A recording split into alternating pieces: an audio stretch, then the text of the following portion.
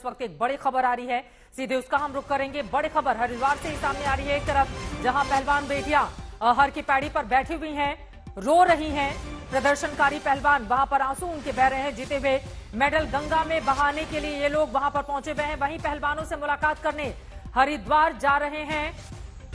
इस वक्त टिकैत जो बड़ी जानकारी निकलकर सामने आ रही है, राकेश टिकैत ने मेडल नहीं बहाने की अपील की है। वो फिलहाल इस वक्त हरिद्वार जा रहे हैं। यकीनन एक मध्यस्थता होनी चाहिए, ये कदम कतई ठीक नहीं है। मेडल हिंदुस्तान के लिए लेकर आने में कितनी मुश्किलें मशक्कत करनी पड़ती हैं, वो ये बेटियां ही जान सकती हैं। अनीशा माथुर इस वक्त मेरी सहयोगी जुड़ चुकी हैं हरिद्वार से, सीधे हर की पैड़ी से वो मौजूद हैं। अनीशा, पीछे की तस्वीरें दिखाइए, इस वक्त क्या चल रहा है वहां पर?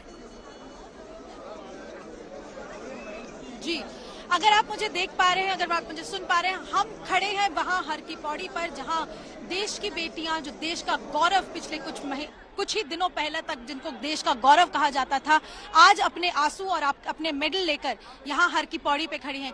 मैं कृपाल जी से रिक्वेस्ट करूंगी थोड़ा दिखाएं। यहाँ पर बजरंग पुनिया है, विनेश फोगाट हैं, साक्षी मलिक है, उनके साथ साथ और भी बहुत सारे रेसलर्स हैं, कोच हैं जो उन लोगों की सपोर्ट में आए हैं और लगातार कितनी ही देर से वो लोग हैं। और आप हमें देख सकते हैं इस वक्त वो लोग अब खड़े हो रहे हैं। बहुत देर से वो लोग यहीं पर बैठे हुए थे, अब वो खड़े हो रहे हैं। आगे जो उन्होंने कदम उठाने हैं वो उठाए जाएंगे। यहाँ पर रो रो कर उनके आंसू थम नहीं रहे है कि अभी ये अपने मेडल लेकर जो गंगा में बहाने की बात कर रहे थे, वो बस कुछ ही देर में अब करने वाले हैं। आंसू इनके थम नहीं रहे, लेकिन साफ तौर पर अगर आप ये देखें, जो उनकी जो स्टेटमेंट आई थी वो यही कह रहे हैं कि जिस इंसान के खिलाफ इतने बड़े आरोप हैं, वो ठहाके लगाकर कबूल कर रहा है कि हाँ मैंने की बात की जा रही है। लड़कियों को न्याय देने की बजाय कानून को बदलने की बात की जा रही है। न्याय की बात जो इन लोगों के लिए की जानी चाहिए थी वो नहीं हो रही है।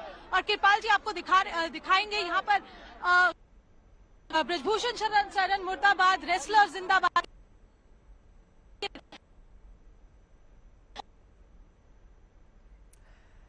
ये तस्वीरें आपके सामने हैं।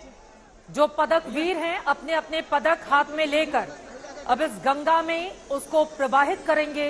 इससे ज्यादा दुर्भाग्यपूर्ण कुछ हो नहीं सकता। क्या सरकार के पास अभी भी वक्त है उन्हें रोकने के लिए? क्या कोई भी मध्यस्थता होनी चाहिए ताकि वो ऐसा काम नहीं करें? क्योंकि इन्होंने जो पदक कमाया है, जिसको वो गंगा में प्रवाहित करने जा रहे हैं, वो किसी एक व्यक्ति का नहीं, वो पूरे देश का पदक है। जब विदेशों में जाकर यही पहलवान हिंदुस्तान का नाम फख्र से ऊंचा करते हैं तो हम सभी उनके सम्मान में पलक पावड़े बिछा देते हैं। लेकिन जब इस तरह की तस्वीरें सामने आती हैं तो ये बेहद अफसोसजनक होती हैं। तस्वीरें आपके सामने हैं। सवाल बड़ा ये है कि देश के पहलवानों को क्या ये दिन भी देखना था? अनीशा, अपनी बात को आगे बढ़ाए, बीच में आपकी आवाज कट गई थी, अपनी बात को आगे बढ़ाइए, क्या हो रहा है? जी, अगर आप मुझे सुन पा रही हैं, यहाँ पर जो खिलाड़ी हैं वो एकदम खड़े हो गए। पिछले आधे पौने घंटे से वो लोग बैठे हुए थे, वो अपने आंसू बहा रहे थे, लेकिन इस वक्त उनके चेहरे पर अब आंसू की जगह एक डिटर्मिनेशन नजर आ रही है, एक रोष नजर आ रहा है, एक जो जज्बा नजर आ रहा है। अपने दिनों से कोशिश कर रहे हैं कोई न्याय मिल जाए उनको। आपको हम कुछ ही देर में तस्वीरें भी भेज रहे हैं। हमारे कैमरा पर्सन जो है वो थोड़ा भीड़ में पीछे हो गए हैं, लेकिन लगातार यहाँ हम देख रहे हैं ये लड़कियां जो इतनी देर से यहाँ पर अपने मेडल्स को अपने सीने से लगाए बैठी थी, अब वो खड़ी हो चुकी हैं।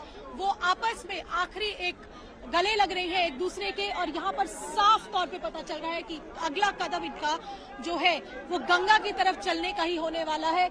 ये रेसलर्स जो हैं, जिनको इतने दिनों तक, मुझे याद है कि 2020 के ओलंपिक्स के बाद जब बजरंग पुनिया अपना मेडल लेकर भारत आए थे, तब उनके सम्मान में जब जिस तरह से ढोल नगाड़े बजे थे, मैं खुद भी उनके गांव गई थी, मुझे याद है वो